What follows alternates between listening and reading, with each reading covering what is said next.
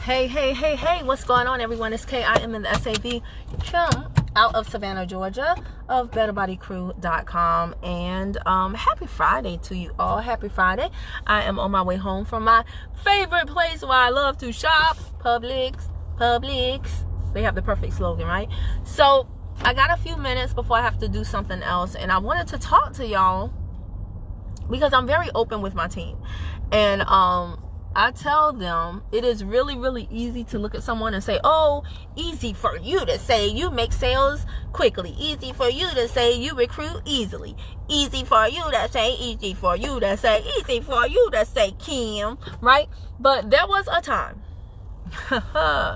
not too long ago when your girl did not make sales quickly and I was not recruiting with ease, and things were very, very difficult for me in this profession, like it is for the majority of people that do network marketing. There's a learning curve to this thing right here, all right?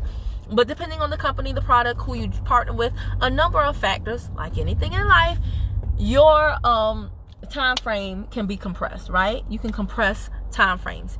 Anywho, guys, when I was on my journey learning about how to do this business correctly, I remember distinctly one of the things I had to do while building my business in order to keep money coming in, because contrary to popular belief, what you do not want to do is just be like, oh my gosh, there's so much money to be made here, I'll just focus on this so I can get rich quick. It doesn't work like that, y'all. You need, like, if you do this and you have a job, do not despise your job, because that's going to give you the capital that you need to infuse into your business. Because, ta-da, this is an actual real business. So one of the things that I did, because nobody would hire me, nobody in Atlanta, the Black Mecca, MBA, bilingual, you name it, nobody would hire me. So one of the things that I did to make money, guys, was I drove Uber and Lyft for a long time, okay? And I started out in my own car before they had the car program. I don't even know if they have the car program right now. But I started out in my own car, and it was one of the most interesting things I've ever done. I did everything from pick up prostitutes to, I didn't do the drunk people too much. I tried not to drive at night. And I tried to stay away from bars. And what really blew me, like, I could not believe there were some Uber and Lyft drivers that purposefully went to the bars in that area, like downtown Buckhead and stuff like that, because they wanted to pick up somebody who would throw up in their car so they could get the $150 cleaning fee. In my mind, excuse me, but I'm just like, have you ever smelled throw up? Like, I'm one of those people, just thinking about certain things will make me gag. So I'm trying hard not to do it right now. But in my mind, it's not worth it. Like, if this is your real car, it's certain things I don't want. I don't want a couple in the back seat groping each other when that's the same area that my son sits in. You know what I'm saying? I don't want people throwing up. I don't want people getting in my car smelling like, you know, they're about the herbs, man. Those are very strong scents that are hard to get out, right? It's funny because one of the Uber drivers told me about Chronic Killer. It works. It's a very, very good. I have Chronic Killer in my bathroom right now, and I've never smoked weed a day in my life. My mom was like, what's this? Anywho, so I know y'all came to hear me talk about that time I almost caught bed bugs. So you never know who you're going to have in your car. It could be a person making minimum wage, a person making six figures. One thing I learned doing that job is that, because once you get something, like, a car is a very intimate setting, right? And I go with the vibe of the person. If you want to talk, I can talk. If you don't, I'm cool. I got personal development. But this one time, oh my gosh, I picked up this woman and her kids, and I noticed they had a lot of trash bags.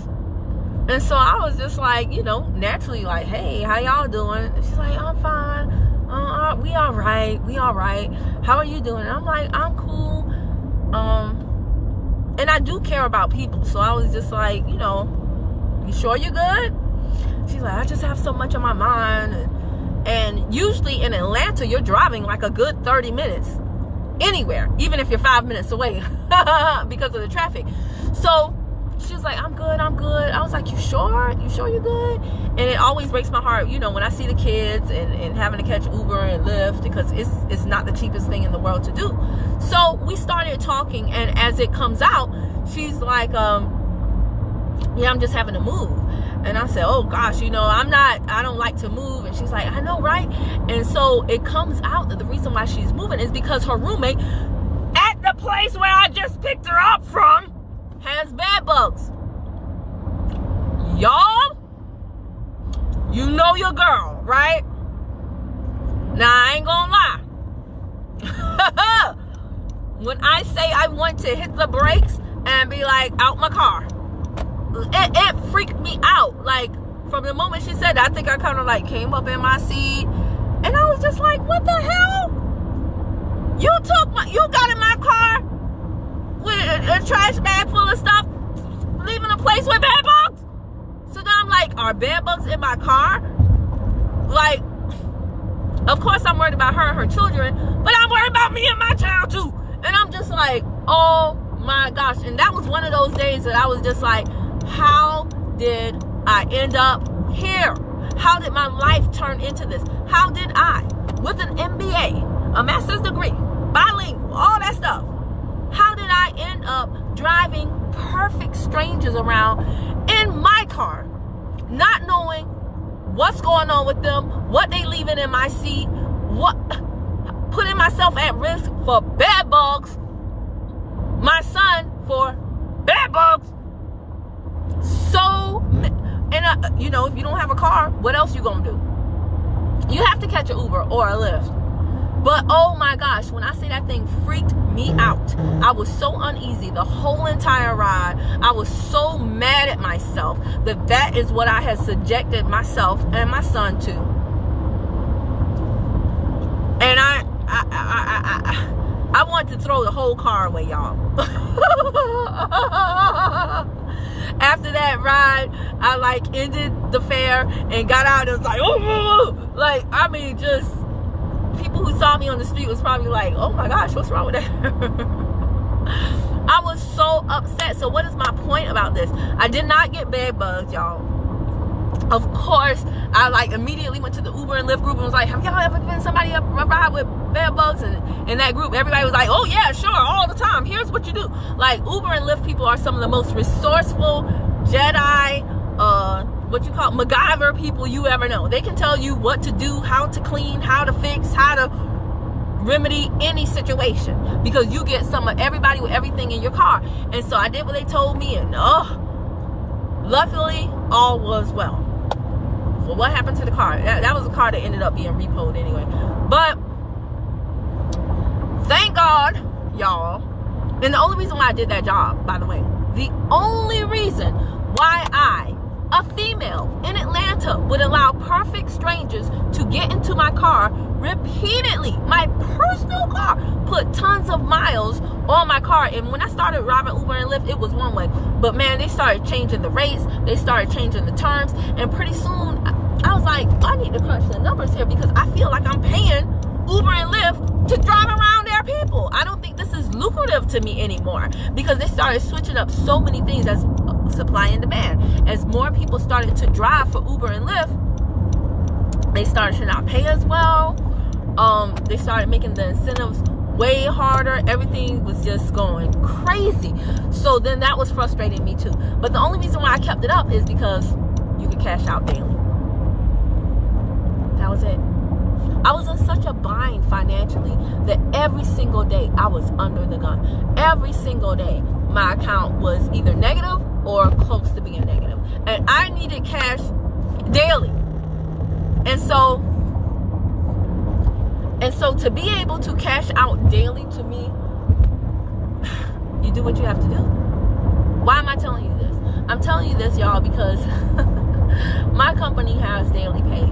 And I have people acting like it's a scam. I have people acting like it's too good to be true. I have people acting like, I don't think I could do that. And I know for a fact some of these same people are driving Uber and Lyft like I used to, subjecting themselves to goodness knows, you know, what, who, you don't know where you're going to drive to. Sometimes These people be leading you to back alleys and, you know, parts of town that you just be like, what?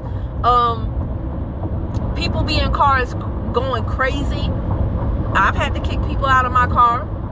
Not this one. Not this one. This car has all good energy. But it's just amazing to me that people will really put themselves out there at risk and do things like that. But they will not even consider doing something from the comfort of home, using only their smartphone, simply because they know somebody else who had a bad experience, or they, wait, where am I going? I took a wrong turn somewhere. All right, I'll figure it out. But I definitely took a wrong turn somewhere.